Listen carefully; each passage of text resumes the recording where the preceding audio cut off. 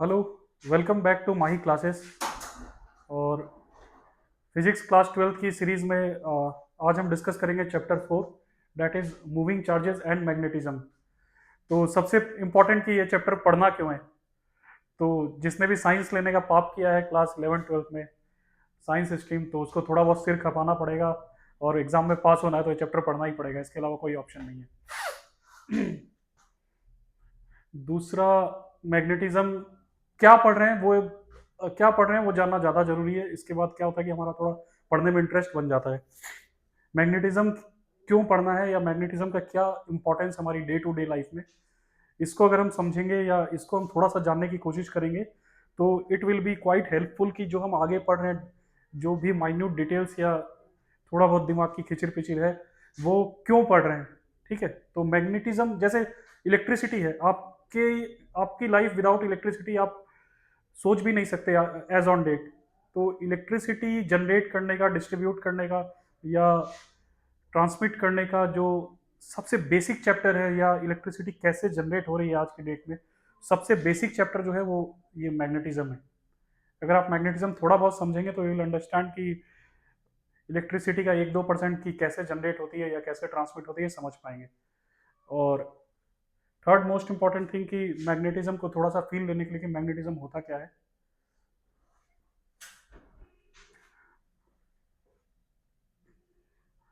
Suppose चुंबक सबने देखा होगा, तो दो चुंबक को जब हम पास लाते हैं तो या तो वो एक दूसरे को अट्रैक्ट कर लेते हैं या फिर वो एक दूसरे को रिपेल करते हैं। तो ऐसा क्यों होता है, इस चीज को समझने के लिए और डिटेल में जाएंगे कि दो फिजिक्स में जाएंगे हम कि दो, ये तो हमने फिनोमेना बचपन से देखते आए हैं कि दो चुंबक को पास लाते हैं वो या तो अट्रैक्ट कर लेते हैं या रिपेल कर देते हैं, या फिर इलेक्ट्रिसिटी स्विच दबाते हैं, इलेक्ट्रिसिटी पंखा चालू हो जाता है। तो इस चीज को अब डिटेल में जाएंगे फिजिक्स में कि ऐसा क्यों हो रहा है। ओके, तो कोई भी मैग्नेट है या कोई भी मैग्नेट है उसके आसपास एक फील्ड बनती है। ओके, उस मैग्नेट की अपनी एक का अपना एक इलाका है। ओके, उस मैग्नेट के इलाके में अगर कोई दूसरा मैग्नेट आएगा तो वो पहला मैग्नेट या तो उसको अपनी तरफ खींचेगा या अपने से दूर भगाएगा। तो वो जो फील्ड है उस मैग्नेट के अराउंड उसको इलेक्ट्रिक मैग्नेटिक फील्ड बोलते हैं।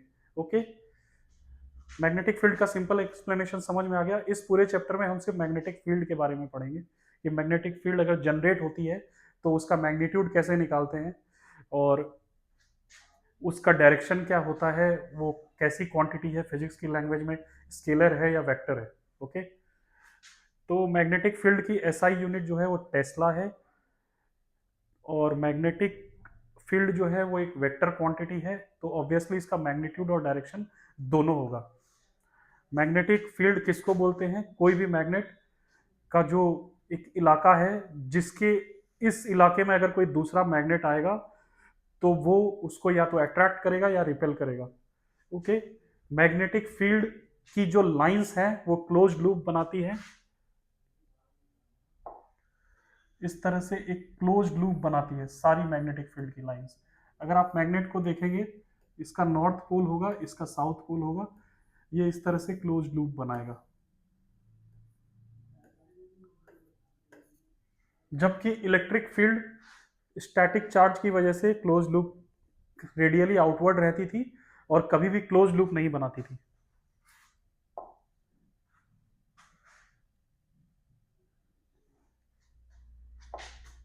ओके, अब आगे चलते हैं कि मैग्नेटिक फील्ड के बारे में हमने समझ लिया। Now the next step is कि मैग्नेटिक फील्ड को का मैग्नीट्यूड निकालते कैसे हैं। मैग्नेटिक फील्ड किसी भी एरिया में कितनी, अब next important thing is current electricity में इसका क्या यूज है। ओके, या करंट और मैग्नेटिज्म को हम एक साथ क्यों डिस्कस कर रहे हैं। तो किसी भी वायर में जब वो में करंट फ्लो करने लगता है, then it start acting as a magnet. Okay, इसके अंदर मैग्नेटिज्म की बहुत सारी प्रॉपर्टीज आ जाती हैं उस इलेक्ट्रिक वायर में। और 1880s में जब कंप्यूटर नहीं आया था और फिजिक्स या साइंस में जब इवोल्यूशन सिर्फ इलेक्ट्रिसिटी पे चल रहा था, और दो famous scientist that is Thomas Alva Edison and Nicholas Tesla, इनके बीच में लड़ाई चल रही थी कि दुनिया में जो इलेक्ट्रिसिटी पहुंचाई जाएगी वो ऑल्टरनेटिंग करंट होगा या डायरेक्ट करंट होगा। Thomas Alva was advocate of Edison was advocate of direct current, DC current, जो हमने पिछले चैप्टर में पढ़ा, current electricity. And Nicholas Tesla जो है वो उन्होंने मैग्नेटिक करंट, ऑल्टरनेटिंग करंट को एडवोकेट किया। आज की डेट में दुनिया में जितनी भी इलेक्ट्रिसिटी मेजर इक्विपमेंट में चल रही है, that is AC current, alternating current. और ऑल्टरनेटिंग करंट का बेसिक्स है मैग्नेटिज्म, कि एक बड़ा मैग एक एक मैग्नेटिक फील्ड दूसरी मैग्नेटिक फील्ड को फॉलो कर रही है, जिसकी वजह से इलेक्ट्रिसिटी जनरेट हो रही है, टरबाइन घूम रहा है और इलेक्ट्रिसिटी जनरेट हो रही है। ओके,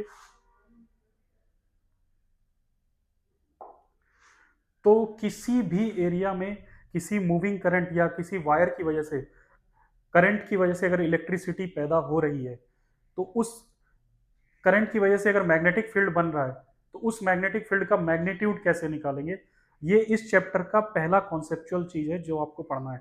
इससे पहले जो भी पढ़ा वो इसलिए पढ़ा कि ये चैप्टर में पढ़ क्या रहे हैं और क्यों पढ़ना है। अब ये है कि इस चैप्टर के अंदर क्या पढ़ रहे हैं और किस किस चीज से क्वेश्चंस आएंगे। तो मैग्नेटिक फील्ड जब जनरेट होती है तो उसका एक मैग्नीट्यूड होगा, उसका एक डायरेक्शन होगा, तो उसको निकालने के लिए क्या क्या चीजें या क्या क्या एफर्ट्स लगाने पड़ेंगे, दैट इज। तो इसके दो मेथड है, one is Biot Savart law,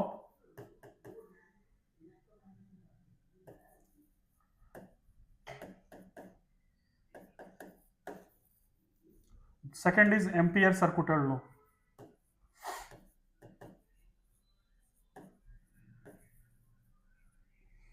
okay, दो तरीके से हम इसका मैग्नीट्यूड निकाल सकते हैं, दो मेथड है हमारे पास, जो ठीक लगे वो एग्जाम में यूज कर सकते हैं। कोई हार्ड एंड फास्ट नहीं है कि कोई एक पर्टिकुलर मेथड ही यूज करना है। इधर we can use Biot Savart law और we can use Ampere circular law. Okay,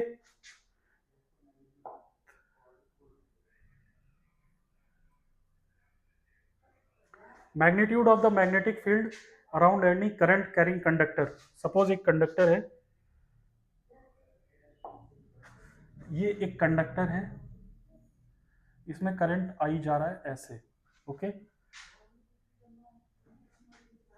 again current जो है वो स्केलर क्वांटिटी है, इसकी कोई डायरेक्शन नहीं होती। बस मैं इसलिए दे रहा हूं कि आगे इसकी जरूरत पड़ेगी, कि हम ये कह रहे हैं कि इसमें जो करंट है वो पॉइंट बी से पॉइंट ए की तरफ जा रहा है। Okay,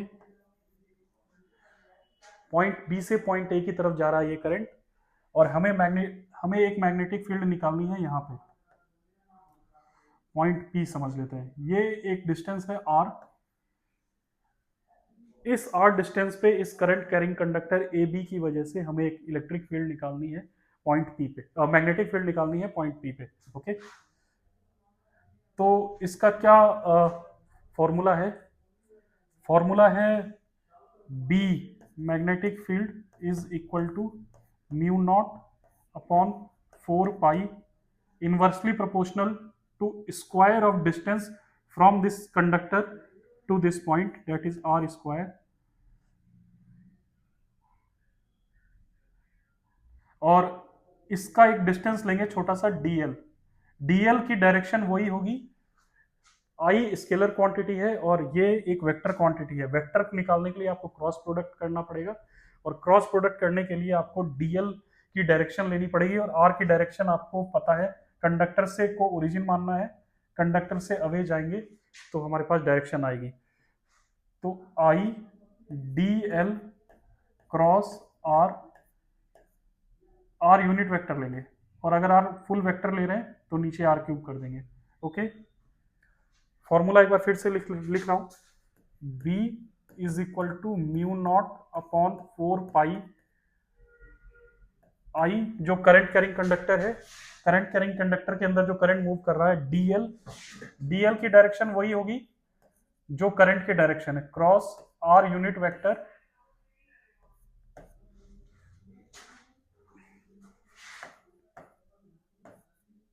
upon are square. ये जो है ये बायोसेवर्ट लॉ के अकॉर्डिंग मैग्नेटिक फील्ड का मैग्नीट्यूड निकालने का फॉर्मूला है।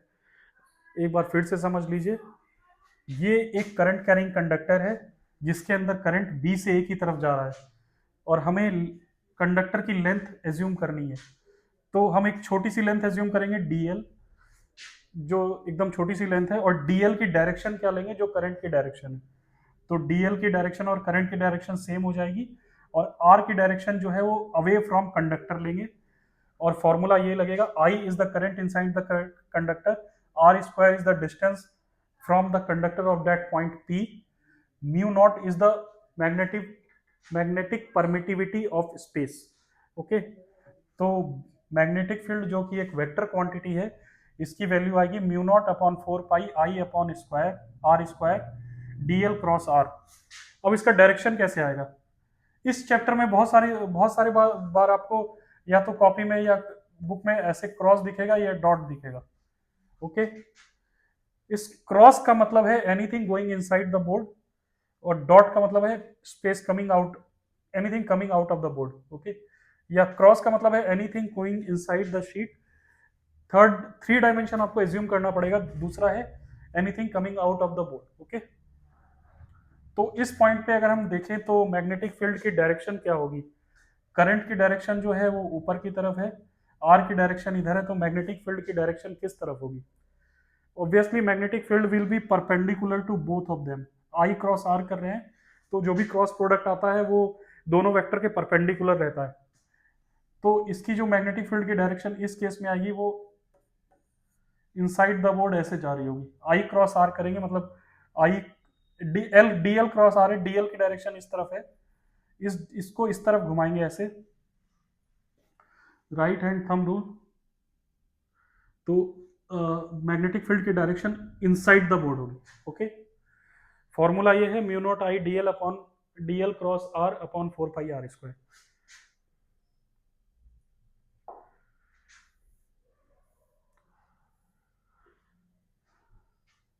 Mu naught is permittivity of free space upon magnetic permittivity upon magnetic permeability of vacuum, that is 4 pi into 10⁻⁻⁷।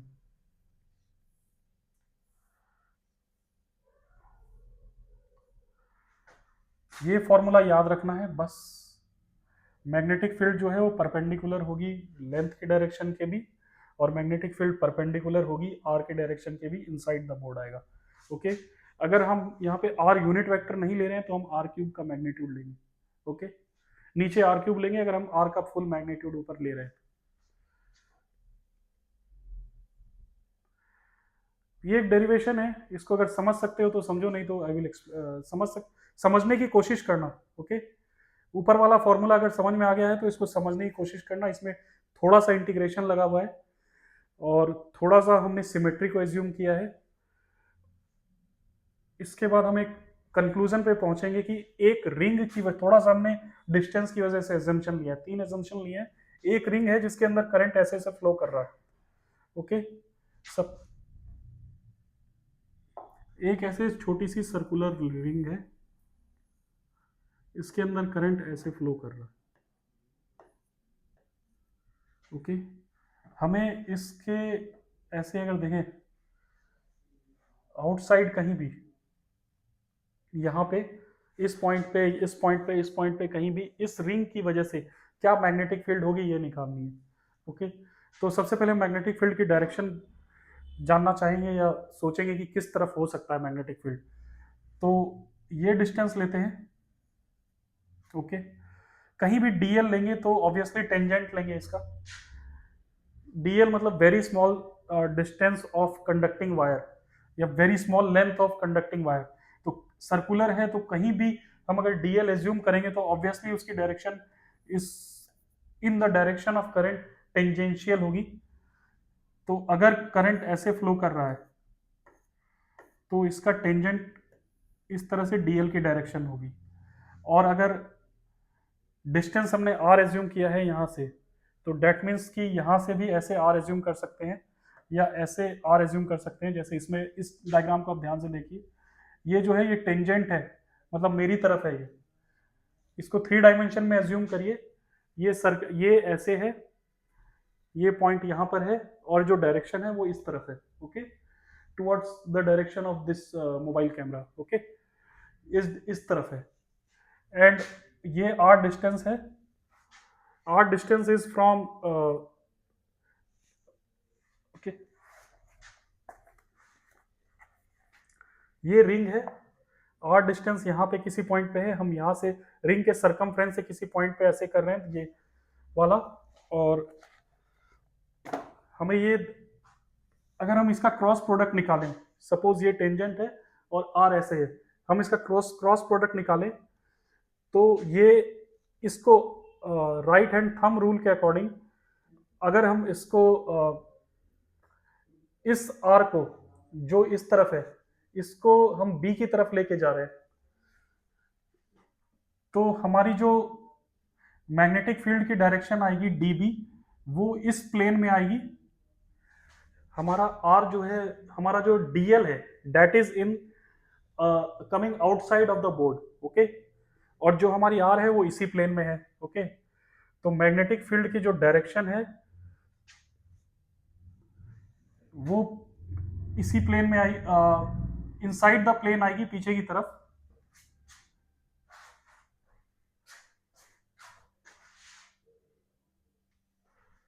So magnetic field will be perpendicular to both this distance as well as this distance. तो इसके perpendicular इस direction में magnetic field आएगी इस DL की वजह से, okay. तो मैग्नेटिक फील्ड निकालेंगे B mu naught times I dl sine theta upon 4 pi epsilon r square, 4 pi are square. According to Biot Savart law, mu naught upon 4 pi I DL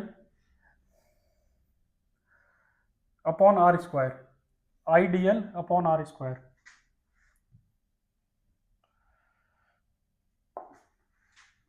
mu naught upon 4 pi are square, जो ये वाला distance है, into current I D l unit vector r, okay.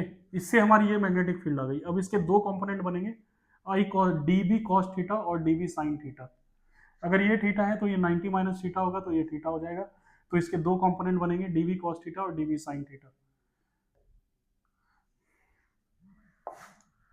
DB cos theta जो होगा इस point की वजह से होगा ऊपर की तरफ।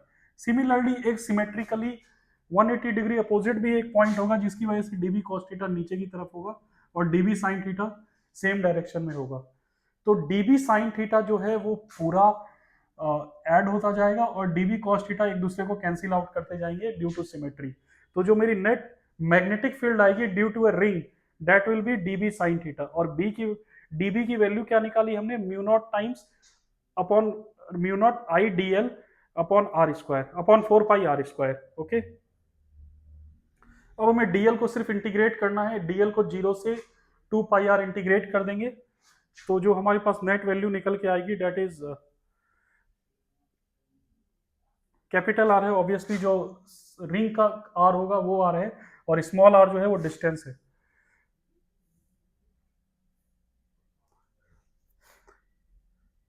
मेरे पास जो नेट मैग्नेटिक फील्ड निकल के आ रही है इस रिंग की वजह से, उसको फिर से समझो। डीबी है, डीबी पहले बायो सेवर्ट लॉ लगाया, बायो सेवर्ट लॉ से हमने डीबी निकाला, डीबी की डायरेक्शन निकाली।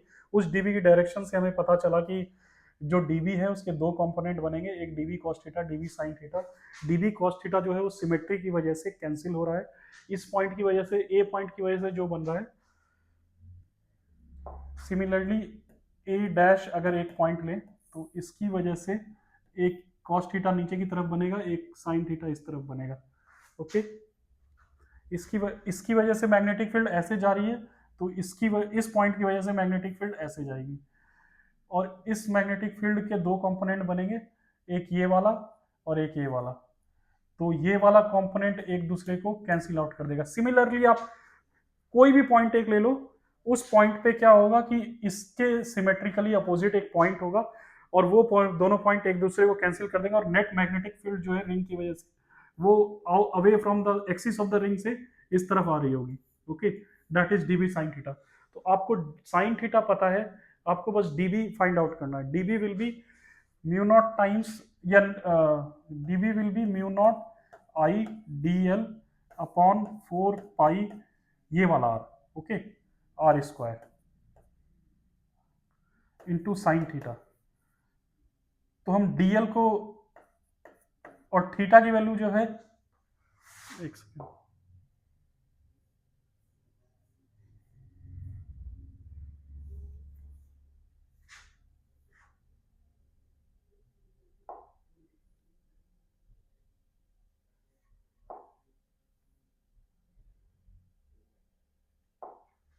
Sign theta will be capital R pi small are.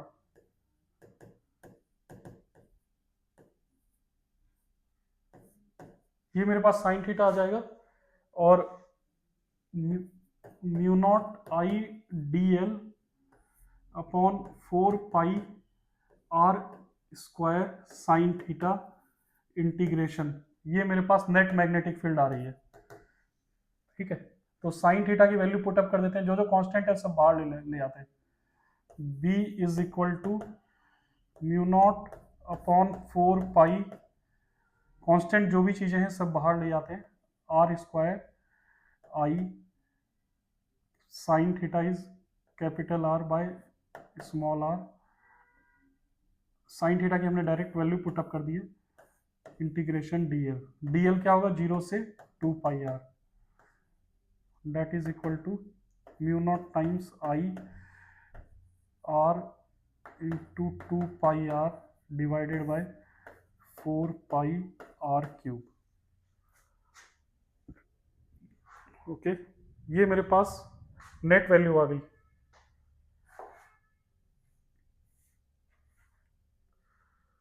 Mu naught times 2 i pi are square, same value है जो हमने सॉल्व किया है, mu naught upon 4 pi I upon are square sine theta और 2 pi are जो हमारे पास आ गया। इसको कैलकुलेट करेंगे तो पाई आर स्क्वायर को हम एरिया लिख सकते हैं, और mu naught upon 4 pi as a constant बाहर आ जाएगा, तो हमारे पास जो नेट वैल्यू आएगी 2 IA upon R, capital small R को R square plus x square का होल स्क्वायर लिख सकते हैं, का under root, R square plus x square का अंडर रूट। ओके, तो उस पर क्यूब है। अब ऐसी सिचुएशन एज्यूम करेंगे कि small this distance is much much greater than this distance,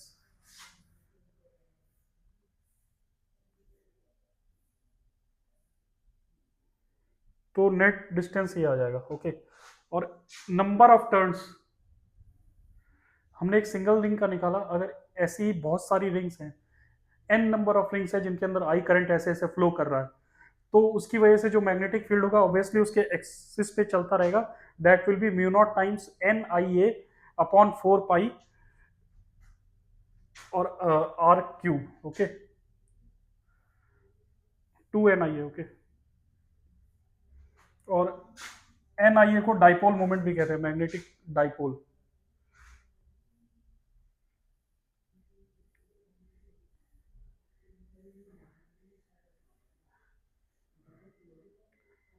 next question is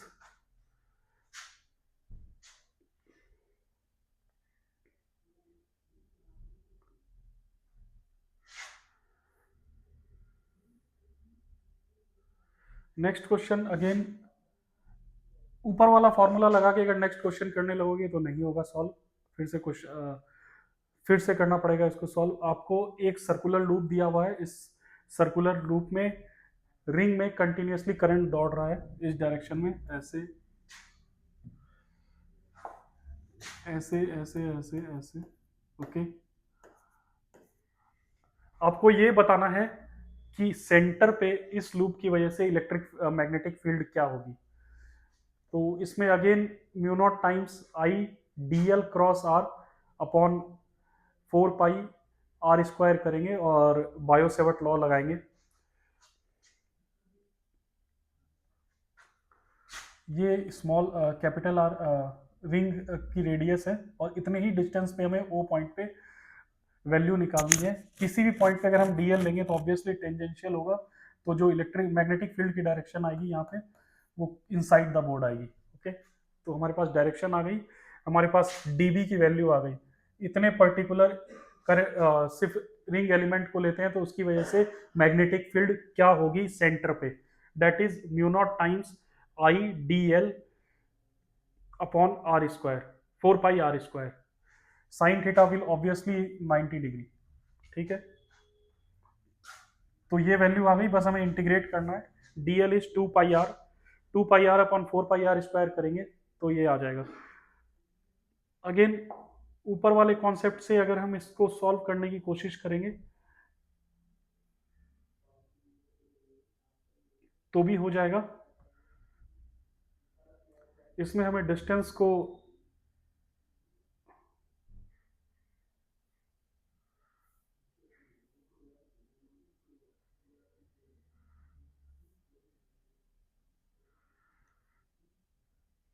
हमें ये वाला फॉर्मूला यूज करना पड़ेगा, r square plus x square raise to the power 3/2। अगर आप ये फॉर्मूला लेके यूज करेंगे तो आप कंफ्यूज हो जाएंगे। ओके, तो हमें बेसिक पे जाना पड़ेगा ऑब्वियसली वापस, क्योंकि इस केस में आपका एक्स जीरो हो रहा है, सिर्फ आर बच रहा है। तो आप इस फॉर्मूले से भी कर सकते हैं, अदरवाइज ये फॉर्मूला है। ये हल्का कंफ्यूजन है, इसको फिर से समझ लेना कि अगर ये वाला फॉर्मूला हमने यूज कर लिया तो उस केस में ये हमारा एक्स जीरो है तो हमारा आंसर इन्फिनिटी आ जाएगा। एग्जाम में कंफ्यूज नहीं होना है।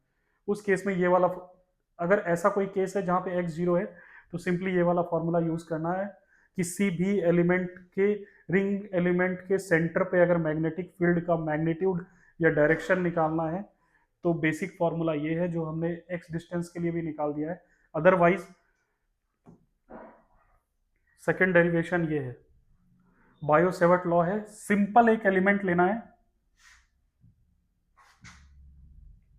सिंपल एक करंट एलिमेंट लेना है, कहीं भी ले लो, कहीं भी एक करंट एलिमेंट ले लो, जो भी उसकी डायरेक्शन होगी वो टेंजेंशियल होगी क्योंकि करंट ऐसे फ्लो कर रहा है। ओके, तो डीएल की डायरेक्शन टेंजेंशियल होगी, आर की डायरेक्शन टुवर्ड्स द सेंटर होगी, और टेंजेंट और रेडियस में हमेशा 90 डिग्री का एंगल होता है तो साइन थीटा हमेशा 90 डिग्री होगा। तो B dot dl, sorry, dl cross r, dl cross r, dl cross r अगर हम करेंगे, डीएल क्रॉस आर, तो इसकी डायरेक्शन जो होगी मैग्नेटिक फील्ड की वो हमेशा इनसाइड द बोर्ड होगी। इस केस में अगर उल्टा होगा तो आउटसाइड द बोर्ड होगी। करंट का फ्लो अगर इस तरफ होगा तो इस पॉइंट पे ये इस तरफ हो जाएगा और आउटसाइड द बोर्ड होगी। ओके, डायरेक्शन निकालना सीख जाओ, इजी है। और मैग्नेटिक फील्ड की डायरेक्शन मिलने के बाद मैग्नेटिक फील्ड का मैग्नीट्यूड भी निकाल सकते हैं थ्रू बायो सेवर्ट लॉ। बहुत सिंपल है, mu naught upon 4 pi I D L cross r upon this distance r square. और डीएल जब इंटीग्रेट करेंगे तो 0 से 2 पाई आर करेंगे।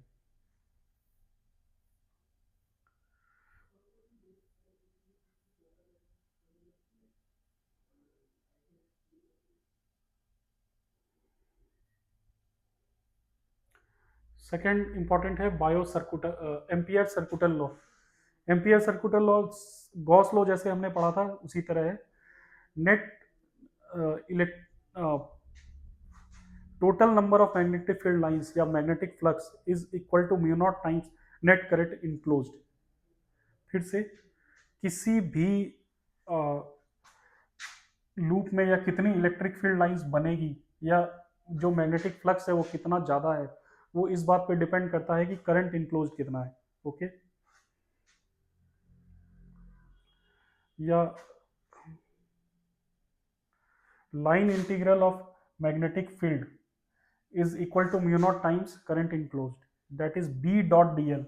डॉट प्रोडक्ट है, स्केलर क्वांटिटी है, बी डॉट डी एल का line integral is equal to mu naught times net current enclosed.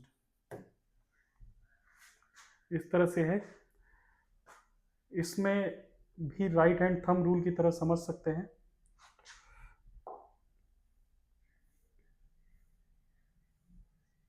और ऊपर वाले जितने क्वेश्चन हमने बायो सेवर्ट लॉ से सॉल्व किए, सेम क्वेश्चन हम यहाँ पे मैग्नेटिक एम्पियर सर्कुटल लॉ से भी सॉल्व कर सकते हैं अगर हमें मैग्नेटिक फील्ड का मैग्नीट्यूड और डायरेक्शन निकालनी है तो।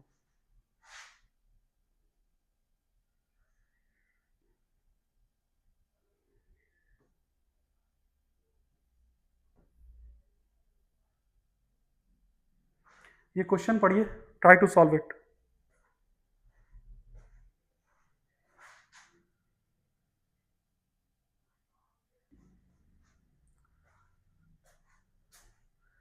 इसमें क्या है ना, एक बहुत बड़ा कंडक्टर है, लॉन्ग कंडक्टर है जिसकी टोटल रेडियस कैपिटल आर है और अंदर एक किसी भी पॉइंट पे रेडियस स्मॉल आर है।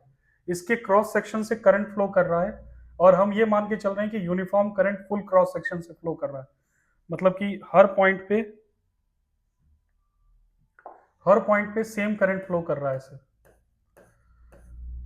तो हम जितनी भी रेडियस लेंगे उसी के अंदर का इनक्लोज्ड करंट लेंगे, उसके बाहर का करंट नहीं लेंगे। एम्पियर सर्कुलर लॉ के थ्रू हम मैग्नेटिक फील्ड की वैल्यू निकालेंगे, डायरेक्शन निकालेंगे, कंडक्टर के अंदर भी कंडक्टर के बाहर भी। ओके, कि कहाँ पे मैग्नेटिक फील्ड मैक्सिमम है, कहाँ पे मिनिमम है, या मैग्नेटिक फील्ड क्या बढ़ती है या घटती है with respect to distance from its axis.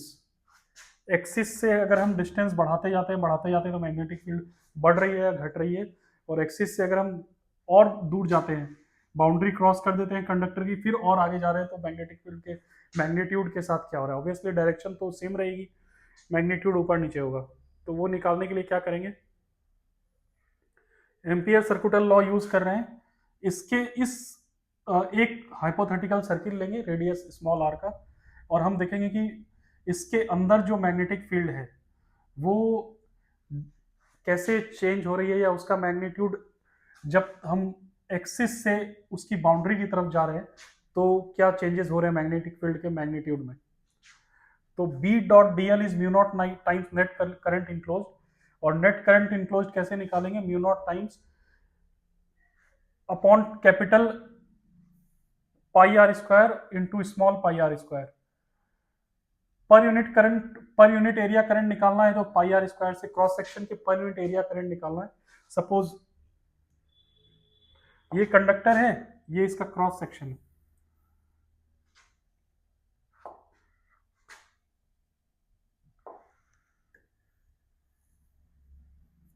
ये इस कंडक्टर का क्रॉस सेक्शन है, और पूरे कंडक्टर से कैपिटल आर जो है उस पूरे कंडक्टर से same amount of current her area से आ रहा है। तो क्रॉस सेक्शन में पर यूनिट एरिया करंट कितना होगा, total current running through this conductor divide by 4 pi are square. ये आ गया पर यूनिट एरिया करंट, और इसमें से हमें छोटी सी इतना सा करंट पता करना कि इस एरिया से कितना करंट फ्लो हो रहा है, तो into 4 pi are square small are.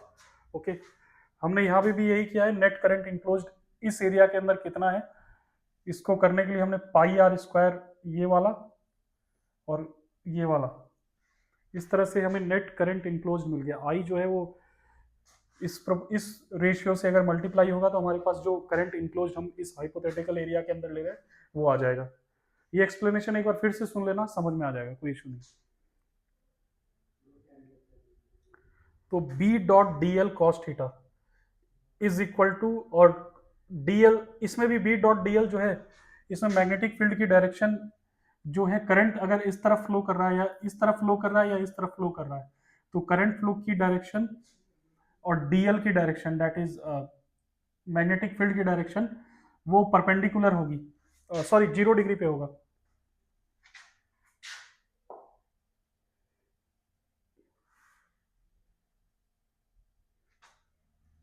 तो cos theta will be 0, so B dot 2 pi r magnetic field की डायरेक्शन और डीएल की डायरेक्शन सेम होगी, तो B dot D l means B dot 2 pi are is equal to mu naught times I r square upon are square, और हमारे पास net value ये आ जाएगी। ये कांस्टेंट है, ये कांस्टेंट है, ये कांस्टेंट है, that means B is directly proportional to r. Inside the conductor small radius जो भी हम हाइपोथेटिकल एज्यूम कर रहे हैं, बी जो है कैलकुलेशन करेंगे तो that will be directly proportional to small r. Conductor के अगर बाहर जाते हैं तो ऑब्वियसली ये पूरा कंडक्टर करंट इनक्लोज हो जाएगा, तो इसमें कुछ नहीं करना, mu naught I upon 4 pi are square कर देना है।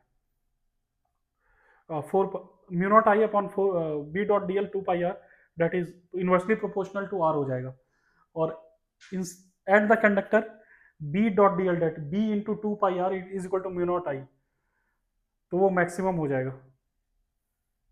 यहाँ पे ना स्मॉल आर है ना कैपिटल आर है। ओके, तो इसका जो ग्राफ आएगा वो इस तरह से आएगा,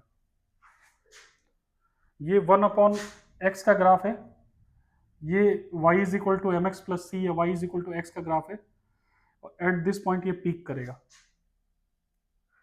ओके, थैंक यू। एक बार फिर से मैग्नेटिज्म बहुत दुखी करने वाला चैप्टर है, इसको समझने के लिए थोड़ा सा सीरियस होकर समझना पड़ेगा, otherwise it can not be understood. Thanks a lot, हिम्मत नहीं हारनी है, you will understand. Okay, bye.